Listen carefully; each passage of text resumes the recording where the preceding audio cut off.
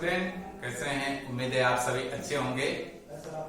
ये Gyankunj public school की तरफ से क्लास 9 के लिए विज्ञान की क्लास है। मैंने पिछले वीडियोस में आपको बताया था गति के बारे में, राशियों के बारे में, भौतिक राशियों के बारे में, चाल के बारे में, दूरी के बारे में, विस्थापन के बारे में, वेग के बारे में, औसत चाल के बारे में भी मैंने आपको बताया था। ठीक है, आज मैं आपको उस पर आधारित कुछ इंपॉर्टेंस आपको न्यूमेरिकल में बताने जा रहा हूं। ये पहला न्यूमेरिकल आपको औसत चाल से लेकर है और ये दूसरा न्यूमेरिकल है जो ग्राफ से रिलेटेड है। ठीक है, चलिए मैं आपको आज पहला न्यूमेरिकल ये बता रहा हूं। उस न्यूमेरिकल ये इस तरीके से है कि एक विद्यार्थी है जो अपने घर से स्कूल को जा रहा है। ठीक है, और घर से स्कूल जाते समय वह उसे ऐसा एहसास हो रहा है या उसे प्राप्त हो रहा है कि उसकी जो औसत चाल है वो 20 किलोमीटर प्रति घंटा है। क्या है? घर से स्कूल जाते समय उसे उसकी औसत चाल क्या प्राप्त हुई? 20 किलोमीटर प्रति घंटा। ठीक है, फिर इसके बाद शाम को जब वो स्कूल से घर आ रहा है तो स्कूल से घर आते समय उसे उसकी औसत चाल जो है 30 किलोमीटर प्रति घंटा प्राप्त हुई। ठीक है, तो सवाल ये है कि संपूर्ण यात्रा में छात्र की औसत चाल क्या होगी, ये हमको निकालना है। मतलब ये कि घर से स्कूल गया और स्कूल से घर आएगा तब उसकी औसत चाल क्या होगी। ठीक है, चलिए मैंने आपको जब औसत चाल बताया था तो मैंने आपको ये बताया था कि यदि किसी भी वस्तु की औसत चाल निकालनी है तो औसत चाल क्या होती है? औसत चाल जो होती है उस वस्तु या व्यक्ति द्वारा चली गई कुल दूरी और कुल दूरी को तय करने में लिया गया कुल समय का जो अनुपात होता है वह होता है उसकी औसत चाल। ठीक है, इसका मतलब कि अगर हम प्राप्त कर लें कि यहां से यहां जाकर और लौटा तो जितनी इसमें जाकर और लौटने में कुल दूरी और जाकर लौटने में लगा गया कुल समय का अनुपात हमें मिल जाए तो वही कहलाएगा इसकी औसत चाल। ठीक है, चलिए हमको ये पता नहीं कि यहाँ से स्कूल की क्या दूरी है, तो हम मान लें कि घर से स्कूल की दूरी जो है x किलोमीटर है। ठीक है, कितनी है? x kilometre. ठीक है, तो जाहिर सी बात है कि घर से स्कूल जाएगा तो x किलोमीटर चलेगा और फिर जब स्कूल से घर आएगा तब भी कितना वो दूरी तय करेगा? x किलोमीटर, क्योंकि आने और जाने का पथ एक ही है। ठीक है, चलिए यहाँ पर हम आपको हल बता रहे हैं कि माना घर से स्कूल की जो दूरी है वह x किलोमीटर है।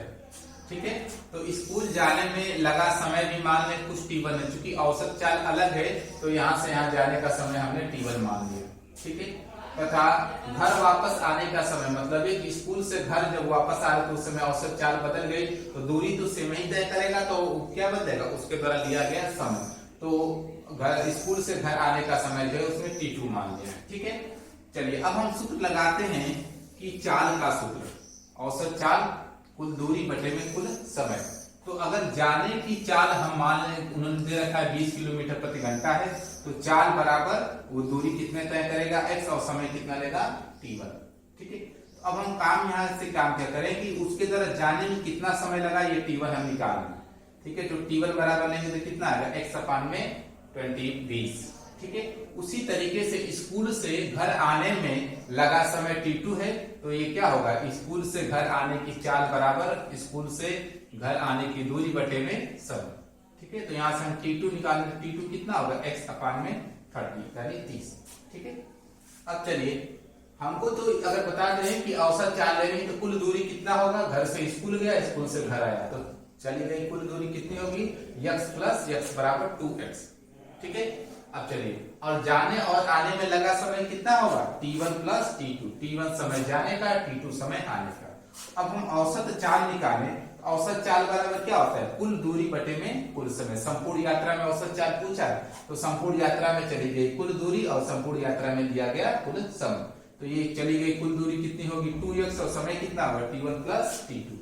चलिए तो ये अपना 2x बटे में t1 प्लस t2 यहाँ पर है, t1 बराबर x बटे में 20, t2 अपान x अपान 30, तो x अपान 20 प्लस x अपान में 30। इन दोनों को सॉल्व करेंगे तो ये सॉल्व करने के दौरान आपका x से कैंसिल होगा। जैसा सेम थिंग्स आप भिन्न पढ़े हैं, भिन्न को सॉल्व करते हैं, उनको सॉल्व करेंगे तो x की वैल्यू आपस में कैंसिल हो जाएंगी और ये चाल आपको गुणा जो है सॉल्व करेंगे भिन्न के रूप में, तो ये आपका आएगा 24 किलोमीटर प्रति घंटा। तो आप देख सकते हैं कि जो स्कूल जाकर घर से और आने का जो उसका औसत चाल होगा वो 24 किलोमीटर प्रति घंटा होगा। इसका कहने का ये मतलब है कि वो कंटिन्यू 24 किलोमीटर प्रति घंटे की चाल से चलेगा, तो T1 + T2 समय में ही वो घर से स्कूल जाएगा, स्कूल जाकर कहाँ आ जाएगा, घर आ जाएगा। ठीक है, ये रहा आपको पहला न्यूमेरिकल, इसको अच्छे से आप जो है हल करिएगा। चलिए इसके बाद ये दूसरा न्यूमेरिकल है। दूसरे न्यूमेरिकल में आपको ग्राफ दे रखा है, यहाँ पर देखिए क्या दे रखा है, ग्राफ। और ये जो ग्राफ है वह दूरी और समय का ग्राफ है। दूरी को किलोमीटर में दर्शाया गया है, समय को जो है घंटे में दर्शाया गया, घंटा।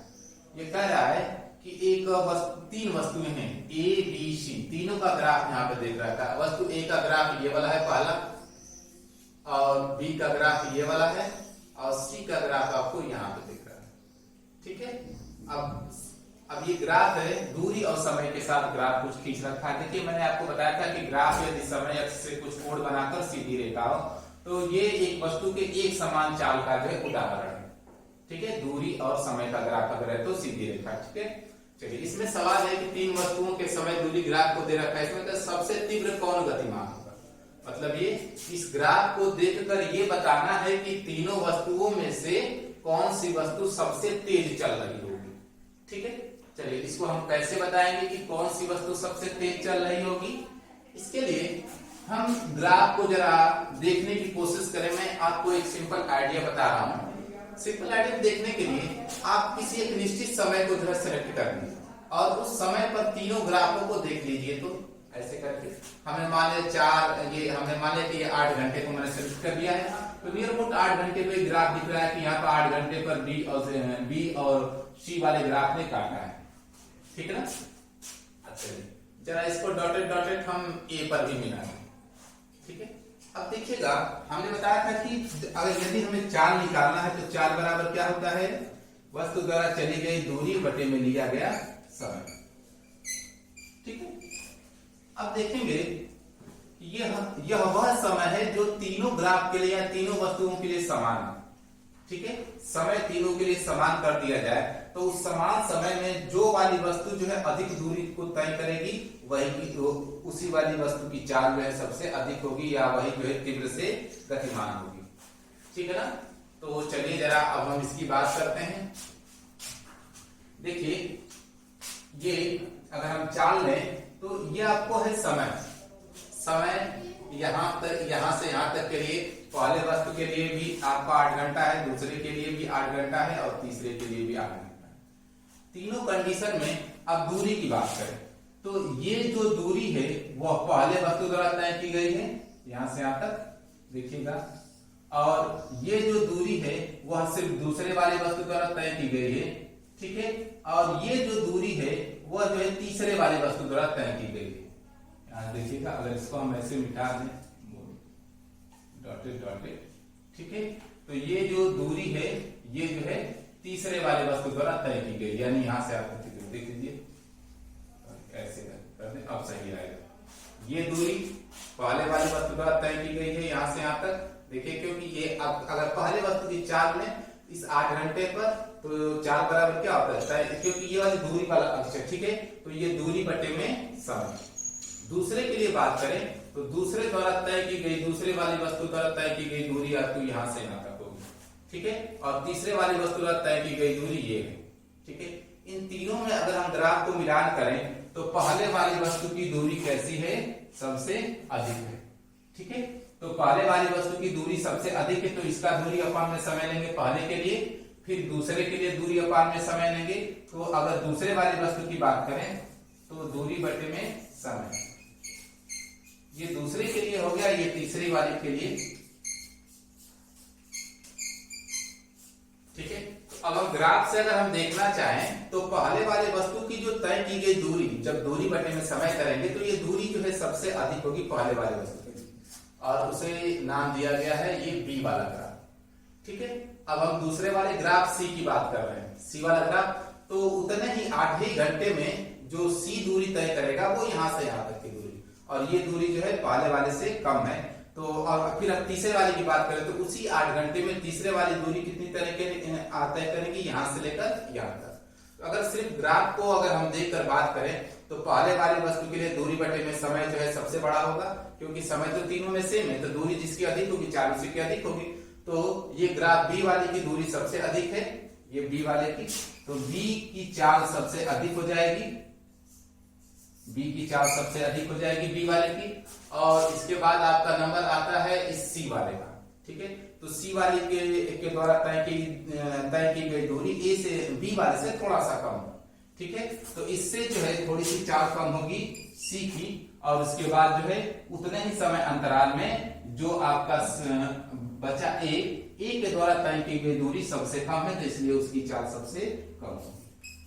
इस तरीके से हम देख सकते हैं कि ग्राफ द्वारा चेक करके बता सकते हैं कि किस वस्तु की चाल सबसे अधिक है और किसकी चाल सबसे कम है। देखिए अभी अगर आप गणित पढ़ते हो तो गणित में एक शब्द है प्रवणता। प्रवणता को देखकर आसानी से आप बता सकते हैं कि जो आपको हायर क्लासेस में पढ़ाई जाएगी, क्लास 7th में जाएंगे जब आप गणित मैथमेटिक्स पढ़ेंगे तो, ठीक है।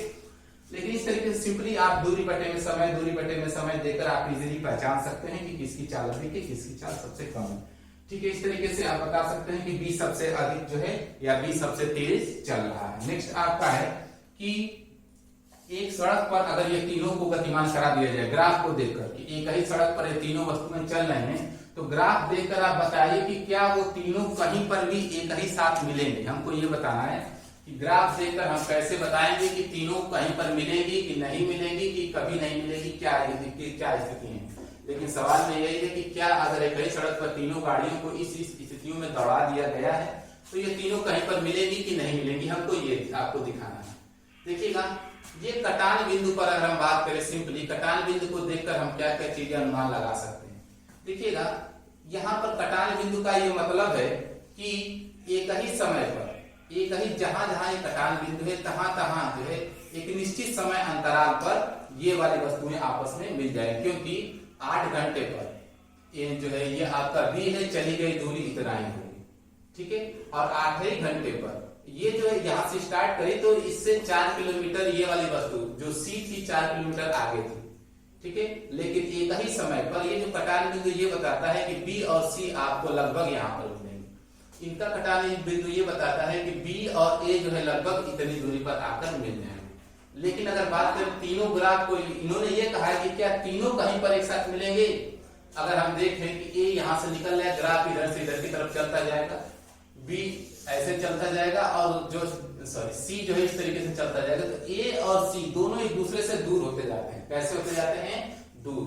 और उसके साथ बी को भी अगर देखें तो बी जो है ए और सी से भी दूर होता जाएगा। यानी कहते हैं कि तीनों ग्राफ एक दूसरे से कैसे होते जा रहे हैं?